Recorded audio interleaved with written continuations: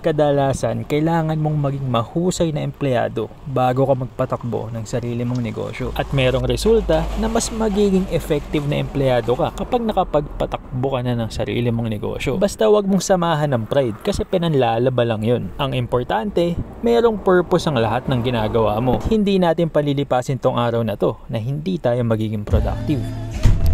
Minsan talaga nasusugatan ka nang hindi mo nalalaman. Choice mo na lang yan kung iisipin mong masakit o babaliwalain mo ang sakit. At dahil nga napakainit ngayong araw, naisipan kong gumawa ng inumin. Naglagay ako ng mango puree na may buo-buo pang mangga. Dahil napakainit ngayong araw, malamig na inumin ang gagawin natin. Nilagyan ko ng whole milk para creamy. Pagkatapos yan, tsaka ko binuhos yung sweetened matcha. Dinilyut ko lang yan sa konting mainit na tubig. Tapos tsaka ko hinalo ng mabuti. At dahil nga sweetened yan, hindi na ako nagdagdag ng ekstrang pampatamis. Yung matabang straw ang ginamit ko para mahigop ko yung mga buo-buong mangga sa ilalim.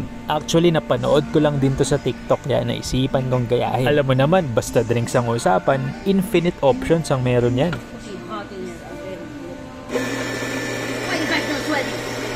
At dito nga sa Cafe del Sol, napakadaming options ang pwede mong pagpilian. Syempre, unang-una sa kape. Lahat ng barista dito, solid gumawa ng drinks. At eto nga, naisip kong gumawa ng kape. Dito sa pagbabarista, dapat master mo ang craft mo. Dito dapat meron tayong pride. Master mo dapat ang milk texturing. Depende sa kapeng ginagawa mo. Akala ng iba, ang latte art ay arte lang. Pero ang totoo, it's a mastery of craft dahil hindi ka makakabuo ng latte art kapag hindi perfect ang texturing mo. Latte art can be a source of pride ng isang barista, adding a personal touch to their craft for every cup of coffee they make. It can be a visual cue that the espresso and milk have been properly prepared, suggesting a higher quality drink. At dito nga sa Cafe del Sol, itong turkey mango ang isa sa bestseller sa sandwich at wraps. Shredded turkey meat yan na may mixture ng blended mango. Spinach wrap itong ginagawa ni Sanggita. Swiss cheese ang isang perfect combination nitong turkey mango. Nilagyan niya na rin ng onion para mabalanse yung creaminess ng turkey mango. Tapos lalagyan niya pa yan ng real mango fruit. Kaya siguradong lalaruin na to ng gusto ang taste buds nyo. Lagyan pa ng green pepper to add a more satisfying crunch sa bawat kagat.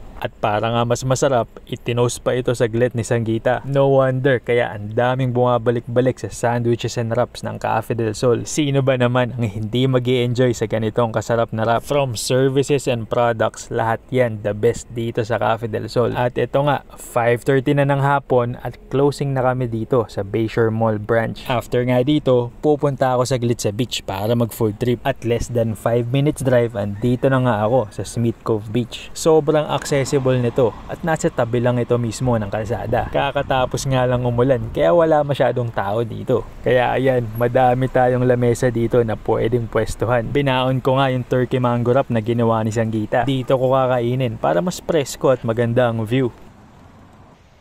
Sarap, diba? Ito ang isa sa pinaka bestseller na sandwich ng Cafe del Sol. Turkey mango.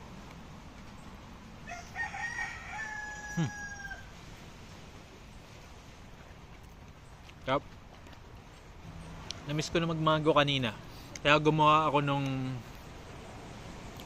matcha with mango. Sarap kanina. Sobrang refreshing, creamy, tas lasang-lasa mo yung matcha. Sakto kasi yung mangoes na to. Hindi siya matamis.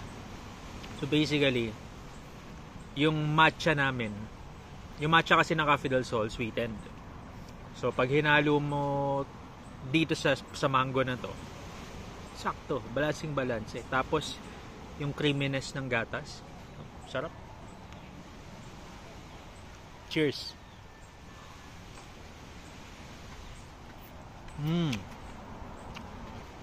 Sarap. No wonder, kaya bestseller to. Tinikman ko siya, nagutom na ako eh. Kaya na pa itong umaga, binigay sa akin ni JR. Breakfast namin. So, yun. Parang parehas lang ito ng beef and cheese, kaya lang ito, merong cheese sa loob. Ayun o. Diba? Sarap ng cheese na to. O, diba? Solid. Ang bigat nga eh. Nagutom na ako kasi di pa ako nagla-lunch. Oh.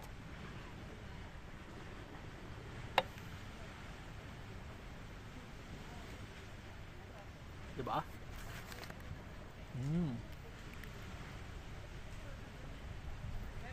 Sarap. Ito may nabili ako kanina. $1.99 lang. Ang dami na oh. Oh. Diba? Solid, diba? Solid. Solid.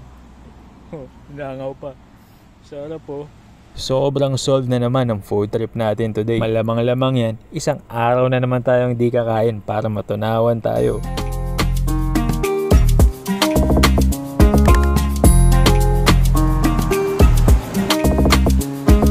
May picture kami dati ni Han dito eh. Dito sa ilalim. Hindi, doon yata. Doon nga. Yan. May picture kami dyan.